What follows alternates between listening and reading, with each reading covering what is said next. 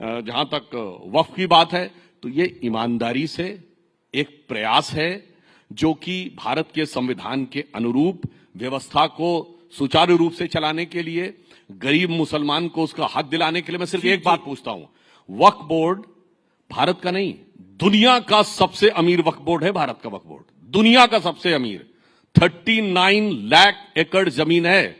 मैं पूछना चाहता हूं, बताइए, छोड़ दीजिए बाकियों के लिए क्या है, एक बड़ा हॉस्पिटल बनवाया है क्या इस जमीन में? कहीं एक बड़ी लाइब्रेरी बनाई है?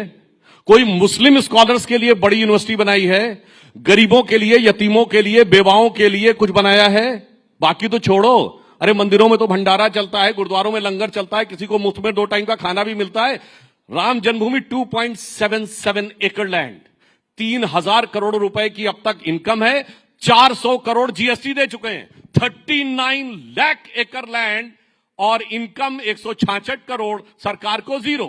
अब आप उसके बाद समझ लीजिए कि उसके बाद भी ये कहते हैं कि कुछ देने के लिए जरूरत नहीं है, कुछ समझने के लिए जरूरत नहीं है। तो इसीलिए मैं कहना चाहता हूं, सिर्फ ये बता दें गरीब मुसलमानों के लिए किया क्या है। इमरान मसूद, प्रधानमंत्री भी राइजिंग भारत के मंच पे थे और प्रधानमंत्री ने जो बोला, उन्होंने बोला कि वक्फ से जुड़े बिल का संसद में पास होना सामाजिक न्याय की दिशा में लिया गया एक बड़ा कदम है।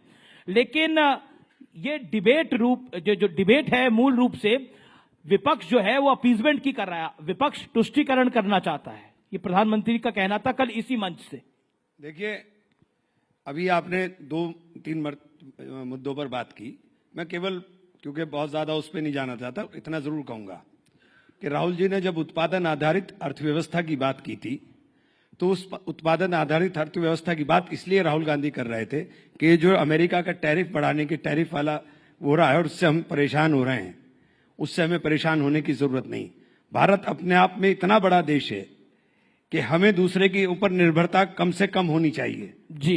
और मुझे नहीं पता ये जो टैक्स आपने बताया कि मेडिकल की जो दवाइयों के ऊपर कुछ छूट मिलने का था, मैं चूंकि मैंने जानकारी बढ़ा नहीं, मुझे कहीं दिखाई नहीं दिया, हो सकता है आप सच हो, लेकिन आपको तो बोलने में महारत है, इसलिए मैं 100% कुछ नहीं कह सकता कि उसमें क्या है क्या नहीं। कोई भी चेक कर सकता है जाके, नेट पे जाके। नहीं, वो 5 जून तक है, फिर उसके बाद भी लागू किया जाएगा, सो डोंट भ्रमित मत करिए। एक्सेप्ट कर लिया कि अभी है तो 5 जून के, देखिए 5 जून में कौन सा वक्त है?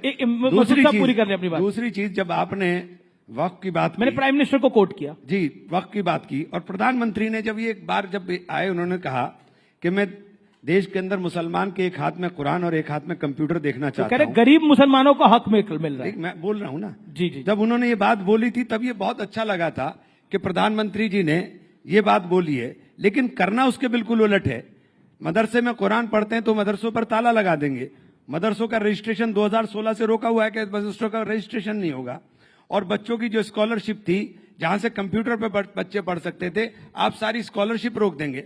अलीगढ़ मुस्लिम यूनिवर्सिटी जो यूनिवर्सिटी सेंट्रल यूनिवर्सिटी है, उसके लगातार फंड के अंदर कटौती करते चले जाएंगे और 2 सेंटर उसके बंद होने के कगार पर आ जाएंगे, और उसके बाद फिर ये आप उम्मीद करेंगे कि आप मुसलमान की शिक्षा की बात करेंगे।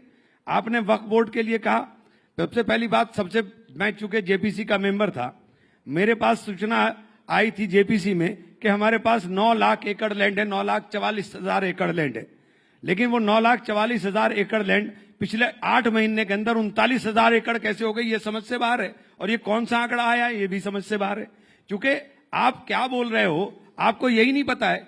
आपकी सरकार ने 2021 में सुप्रीम कोर्ट में एफिडेविट देकर कहा कि हमने 100% प्रॉपर्टीज का डिजिटलाइजेशन करा लिया है, लेकिन जब आप जेपीसी के अंदर आते हैं तो कहते हैं नहीं कराया है।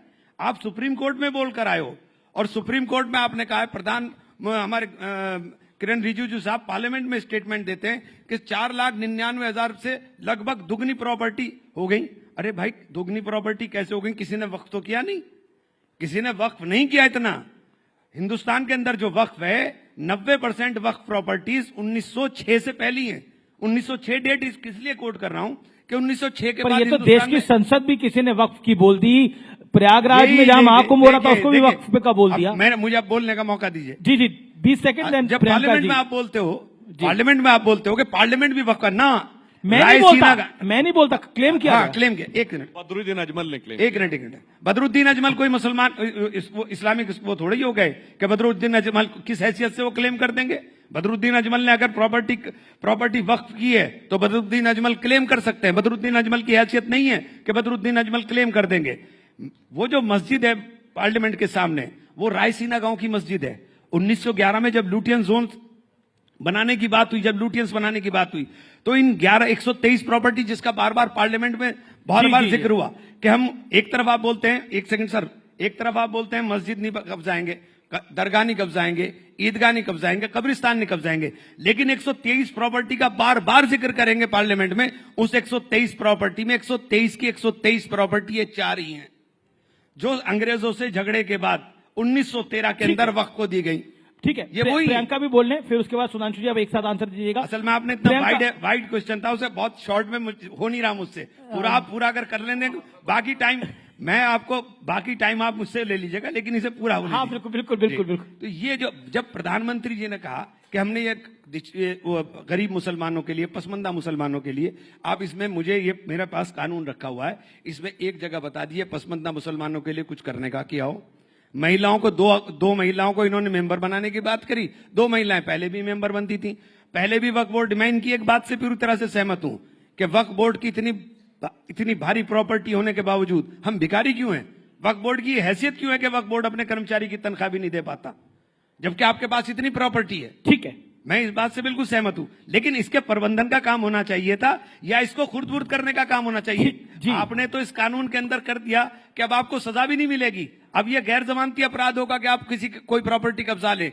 और एक सेकंड, बस खत्म कर रहा हूं, एक सेकंड। और दूसरी बात, आपने लिमिटेशन एक्ट हटा करके कर दिया कि आप एडवर्स पोजीशन में चले जाइए, यानी जितने कब्जा धारक हैं वो सब मालिक बन जाएंगे। तो आपने बचाने की बात नहीं की, आपने तो खुर्द-बुर्द करने की बात कर दी। ठीक है।